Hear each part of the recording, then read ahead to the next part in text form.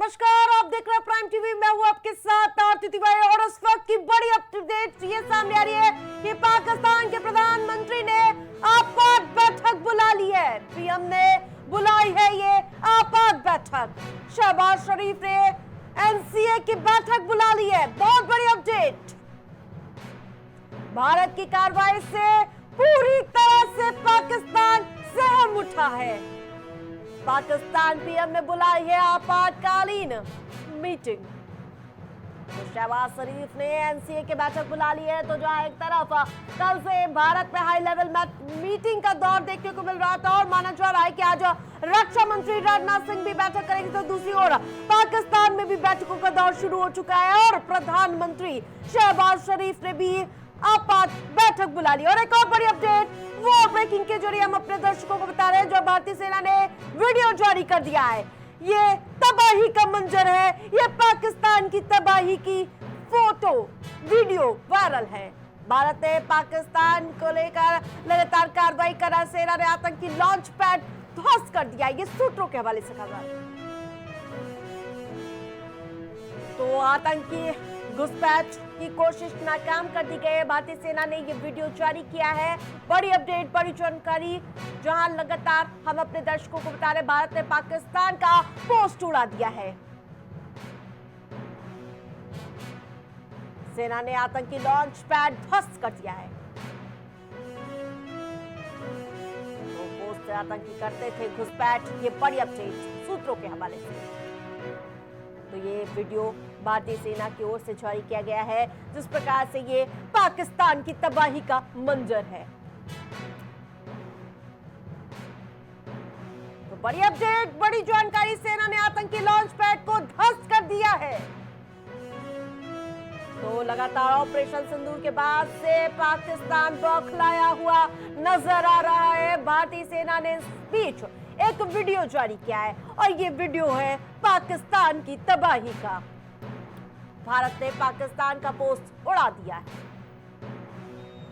तो सबके बीच बड़ी अपडेट, दोनों तरफ बैठकों का दौर देखने को मिल रहा है, जहां एक तरफ पाकिस्तान के प्रधानमंत्री बैठक करते हुए नजर आते हैं, तो दूसरी तरफ लगातार भारत में भी बैठकों का दौर देखने को मिल रहा है और 10 बजे सेना की प्रेस कॉन्फ्रेंस होनी है।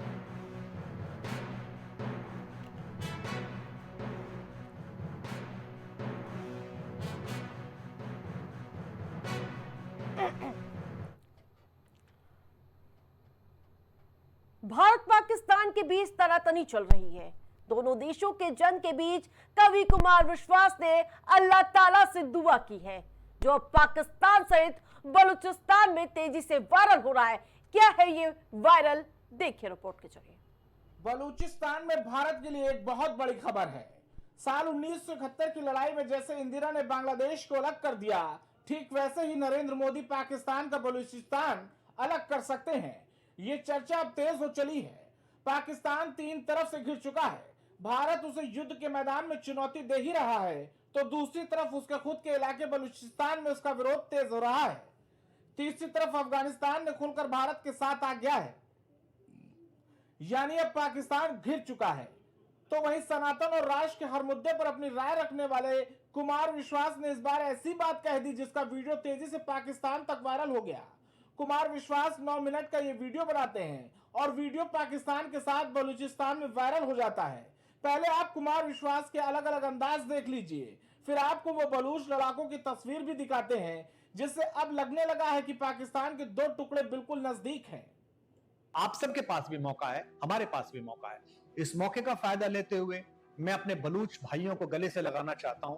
उन्होंने बहुत खून दिया है, उनके ऊपर बहुत अत्याचार हुआ है। यही वक्त है कि वे अपनी अस्मिता की रक्षा करें और मैं ऐसी आशा करता हूं, ईश्वर से प्रार्थना करता हूं, मैं इसे अल्लाह ताला से प्रार्थना करता हूं कि मैं एक स्वतंत्र बलूच राष्ट्र बहुत जल्दी देखूं और बलूच भाइयों से मिलने के लिए मैं उस देश का वीजा लेकर वहां जाऊं और वो इस प्यारे मुल्क में आए।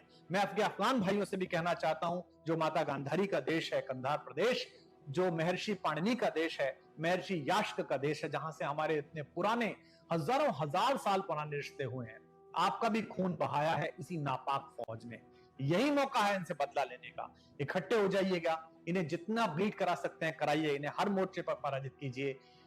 और फिर भारत की सेना के वो लोग जो इस समय सन्नद्ध हैं, उन सब परिवारों से कहना है कि फौज का सिपाही सीमा पर अकेले नहीं लड़ता, उसके साथ मां की दुआएं, पिता का आशीर्वाद, बहन की राखी, भाई का विश्वास, गांव का प्रेम, पगडंडियों की प्रतीक्षा सब एक साथ लड़ती है। ये सब लड़ रहे हैं। अब आप ये वीडियो देख लीजिए। ये वीडियो बलूचिस्तान का है। इस वीडियो में कई बलूच लड़ाके खड़े हैं।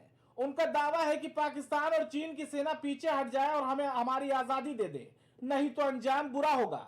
ऐसे कई वीडियो वायरल हो रहे हैं। इतना ही नहीं, 7 मई को भारत ने एयर स्ट्राइक किया था। ठीक एक दिन बाद 8 मई को पाकिस्तान की आर्मी पर बलूच सेना ने हमला कर दिया, जिसमें 12 पाकिस्तानी सैनिक मारे गए। भारत की कार्रवाई पर बलूचिस्तान खुलकर समर्थन दे रहा है, जो साफ संकेत है कि वहां भारत जोर लगाकर बांग्लादेश की तरफ एक नया मुल्क बनाना चाहता है। पाकिस्तान सरकार की आलोचना उसके सांसद खुद पाक पार्लियामेंट में कर रहे हैं। पीएम मोदी लगातार दिल्ली में बैठकें कर रहे हैं, अपने सभी कार्यक्रम रद्द कर दिए हैं। सेना लगातार जवाब दे रही है। Output desk, prime TV. Pakistani हुकूमत और उसकी फौज की बदहवासी का आलम यह है कि वे अपने नागरिक और साथ साथ विदेशी नागरिकों को जहां चारे की तरह इस्तेमाल करने से भी चूक नहीं रहा है। कायर पाकिस्तान अपने नागरिकों को मौत के मुंह में डालकर भारत से बदला लेने की ख्वाब देख रहा है। भारत अगर संयम नहीं दिखाए तो हजारों निर्दोष जाने जा सकती हैं। क्या है ये पूरा मामला, रिपोर्ट के जरिए समझाते हैं। हिंदुस्तान और पाकिस्तान के बीच माहौल बना हुआ है, किसी भी वक्त कुछ भी हो सकता है। हालात इतने बिगड़ चुके हैं कि दोनों ही देशों के बीच कोई तीसरा पड़ना ही नहीं चाह रहा। हिंदुस्तान ने पाकिस्तान को घर में घुसकर मारा है, लेकिन कायर पाकिस्तान भारतीय सीमा के पास ड्रोन से हमला करने की कोशिश कर रहा है, लेकिन भारतीय सेना से उसे मुंह की खानी पड़ रही है। उसके इन नापाक मंसूबों का भारतीय सेना ने मुंहतोड़ जवाब दिया है। पाकिस्तान ने 300 से ज्यादा ड्रोन से हमला किया, लेकिन उसका हर वार नाकाम रहा। शायद इसी बौखलाहट का नतीजा रहा कि भारतीय सेना की ओर से जवाबी कार्रवाई के दौरान उसने अपने ही नागरिकों को ढाल बनाना शुरू कर दिया। यानी दुनिया के सामने नागरिकों की दुहाई देने वाला पाकिस्तान खुद अपने ही लोगों की जान लेने पर उतारू हो गया। पाकिस्तान का यह असली चेहरा दुनिया के सामने भारत के विदेश मंत्रालय ने प्रेस कॉन्फ्रेंस में बेनकाब कर दिया। 7 मई 2025 को रात 8:30 बजे एक असफल अकारण ड्रोन और मिसाइल हमला करने के बावजूद पाकिस्तान ने अपना नागरिक हवाई क्षेत्र बंद नहीं किया। पाकिस्तान अपने नागरिक विमानों को ढाल के रूप में इस्तेमाल कर रहा है, जबकि उसे अच्छी तरह से पता है कि भारत पर उसके हमले से हवाई रक्षा की तीव्र प्रतिक्रिया होगी। यह भारत और पाकिस्तान के बीच अंतर्राष्ट्रीय सीमा के पास उड़ान भरने वाले अंतर्राष्ट्रीय उड़ानों सहित नागरिक विमानों के लिए सुरक्षित नहीं है। पाकिस्तान ने जानबूझकर अपने नागरिक विमानों को बम ढाल की तरह इस्तेमाल किया। जब 7 मई की रात 8:30 पर पाकिस्तान ने ड्रोन और मिसाइलों से हमले शुरू किए, उस वक्त उसने अपने एयर स्पेस को बंद नहीं किया। कराची से लाहौर तक की सिविल फ्लाइट्स भारतीय सीमा के पास से गुजर रही थी। भारत ने हाई अलर्ट पर एयर डिफेंस सिस्टम चालू किया, लेकिन किसी भी नागरिक विमान को नुकसान न पहुंचे इसका पूरा ध्यान रखा। भारतीय वायुसेना ने जबरदस्त संयम दिखाया, वरना आज सैकड़ों पाकिस्तानी नागरिक मारे जा चुके होते। पाकिस्तान ने यही हरकत 9 मई की रात को ड्रोन हमले के दौरान भी की थी। रात होते ही पाकिस्तान की सेना जो कर रही है वो सिर्फ उकसावे की कार्रवाई नहीं, ये अंतर्राष्ट्रीय नियमों और मानवाधिकारों की खुली धज्जियां उड़ाने वाला हमला है। और इस खतरनाक साजिश के पीछे था पाकिस्तानी सेना प्रमुख जनरल आसिम मुनीर का दिमाग। लेकिन भारत ने सिर्फ अपनी जमीन ही नहीं बचाई, पाकिस्तान के हजारों नागरिकों की जान भी भारतीय वायुसेना की सूझबूझ की वजह से बच गई। पाकिस्तान जिस समय ड्रोन अटैक करता है उस समय अपना एयर स्पेस खोल देता है, लेकिन भारत जवाबी कार्रवाई करते समय संयम बरतता है, नहीं तो हजारों लोगों की जान पर बना है, नहीं तो हजारों लोगों की जान पर बना है। Output desk, prime TV.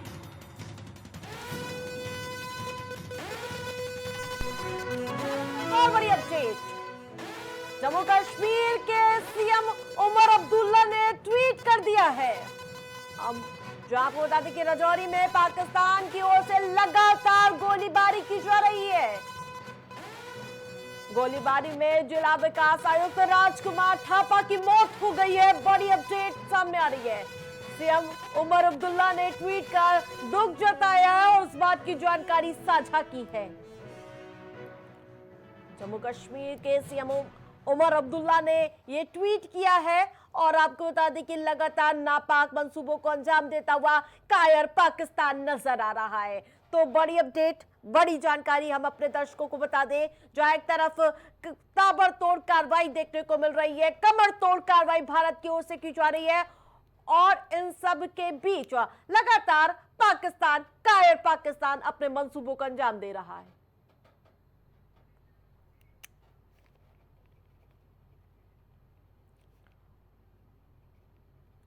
और हमारे साथ प्रोफेसर अभय श्रीवास्तव जुड़ चुके हैं। बहुत बहुत स्वागत है सर आपका प्राइम टीवी में। सबसे पहले जिस प्रकार से अभय जी ये मंजर, कायराना हरकत लगातार देखने को मिल रही है, क्या लगता है कि आगे की दशा और दिशा क्या होने वाली है?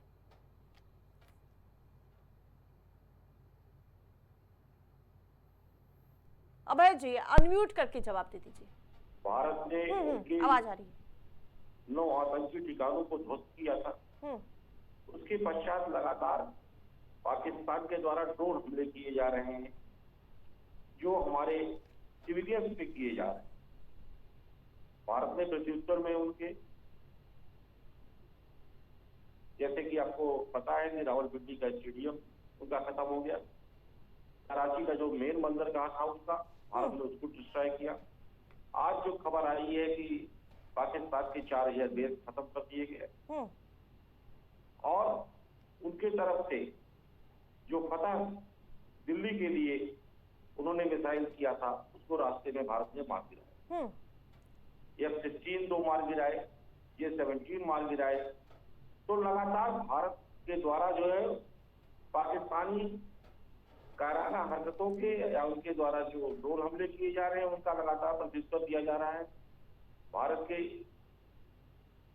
बिल्कुल अभय जी, पहले नागरिकों को टारगेट किया जा रहा है, अब मंदिरों को टारगेट किया जा रहा है। जम्मू में मंदिर है शंभू मंदिर, वहां पर मिसाइल से हमला किया गया उसके बाहर। तो पाकिस्तान द्वारा तो लगातार नागरिकों पर हमला किया जा रहा है और जिस तरीके से पाकिस्तान की आर्थिक बदहाली है और बलूचिस्तान का मसला वहां पे है ही है। वहां पे बलूचिस्तान नाच रहे हैं, गा रहे हैं बलूचिस्तान के बलूच लोग। बीएलए लगातार उनके जो है सैनिकों पर आक्रमण कर रहा है और वहां पे तो पाकिस्तान अंदरूनी लड़ाई भी लड़ रहा है और हमारे ऊपर लगातार वो जो है ड्रोन के द्वारा, मिसाइल के द्वारा इस तरीके से हमले किए जा रहे हैं। लेकिन अभय जी लगातार IMF जैसी संस्थाएं इस भिखमंगे पाकिस्तान को लगातार डोनेट कर रही है, कर्ज दे रही है, पैसा दे रही है ताकि वो हमला कर सके। हाँ, ये भी खबर है कि 1.3 अरब डॉलर IMF ने उनको जो है मंजूर किया है और पाकिस्तान लगातार अंतर्राष्ट्रीय स्तर से अपने मित्र राष्ट्रों से उसकी डिमांड कर रहा है कि हमारी मदद की जाए। लेकिन अभी तक IMF के द्वारा ये खबर बहुत अच्छी नहीं कही जाएगी कि 1.3 अरब डॉलर की जो इनको मदद के लिए उन्होंने स्वीकृति दी है, ये किसके इशारे पे किया है, क्या है, ये सबको पता है। लेकिन पाकिस्तान की, मैं तो ये शब्दों में कहूंगा कि पाकिस्तान की जो ये हरकत है ये बहुत जल्द आपको देखने को मिलेगा कि बलूचिस्तान उनका एक अलग रास्ता होगा। बिल्कुल, लेकिन अभय जी बैठकों का दौर देखने को मिल रहा है। उधर शहबाज शरीफ बैठक कर रहे हैं तो इधर रक्षा मंत्री राजनाथ सिंह, और 10 बजे जो प्रेस कॉन्फ्रेंस होने वाली है वो कितनी महत्वपूर्ण हो जाती है सेना की। अब जैसे कि ये भी खबर है कि पाकिस्तानी ISI प्रमुख ने भारत के NSA अजीत डोभाल साहब से बात की है। क्या बात की ये तो नहीं अभी पता चला। तो घुटनों के बल तो आ चुके हैं, उनके द्वारा लगातार प्रयास किया जा रहा है। डोभाल जी से बात किया है, वो हमारे पास इनपुट नहीं आ पाया कि डोभाल साहब से क्या बात किया है ISI प्रमुख ने। पाकिस्तान की देखिए 2 चीजें, भारत में भारत की आवाम, भारत की सेना और भारत की सरकार, ये तीनों एक साथ खड़े पाकिस्तान में क्या है, सेना अलग जा रही है, सरकार की अलग है स्थिति, और वहां की आवाम न सेना की सुन रही है और न जो है सरकार की सुन रही है। बिल्कुल अभय जी, क्या कहा जाता है कि लातों की भूत बातों से नहीं मानने वाले, ऑपरेशन सिंदूर लगातार जारी है, ये रक्षा मंत्री राजनाथ सिंह की ओर से कहा जा चुका है। निश्चित रूप से आप सही कह रहे हैं। ये इनको इसकी जो ऑपरेशन सिंदूर का पहला पोर्शन जो खत्म हुआ, हमने उनके आतंकी ठिकानों को खत्म किया, ये पॉइंट ऑपरेशन सिंदूर 2.0 जो है ये इनको बहुत भारी पड़ेगा और पाकिस्तान पूरी तरह नेस्तनाबूद हो जाएगा। बिल्कुल। प्राइम टीवी से जुड़ने के लिए बहुत बहुत धन्यवाद अभय जी। लेकिन बहुत बड़ी अपडेट वॉर ब्रेकिंग के जरिए हम अपने दर्शकों को बता दें, जहां लगातार पठानकोट में भी ऐसी नापाक करतूतें पाकिस्तान अपनी पैतरे आजमाता हुआ नजर आ रहा है। तो ये बहुत बड़ी अपडेट, बड़ी जानकारी हम अपने दर्शकों के साथ साझा कर रहे हैं। तो जिस प्रकार से लातों के भूत बातों से नहीं मानते हैं, माना जा रहा है कि पाकिस्तान का अब इसी प्रकार पक्का इलाज करने का समय आ चुका है। तो प्रेस कॉन्फ्रेंस होने वाली है भारतीय सेना की और माना जा रहा है कि जवाबी हमले की सेना जानकारी देगी प्रेस कॉन्फ्रेंस के जरिए कि किस प्रकार से लगातार उकसावे की कार्रवाई पाकिस्तान करता हुआ नजर आ रहा है। भारत की कार्रवाई से कैसे पाकिस्तान सहमा हुआ, बौखलाया हुआ नजर आ रहा है। यही वजह है कि वो लगातार अपनी बौखलाहट नागरिकों को टारगेट करके दिखाता हुआ नजर आ रहा है, क्योंकि वो हमारी सेना से टक्कर नहीं कर सकता है, उसके अंदर इतनी क्षमता ही नहीं है। यही वजह है वो लगातार हमारे नागरिकों को टारगेट करता हुआ नजर आ रहा है। लेकिन बहुत महत्वपूर्ण बात ये हो जाती है कि जब सेना प्रेस कॉन्फ्रेंस करेगी तो क्या कुछ अहम मुद्दे होंगे, क्या जानकारी होगी और आगे की क्या रूपरेखा होगी। ऐलान जंग में हमारे साथ फिलहाल इतना ही। देखते रहे प्राइम टीवी।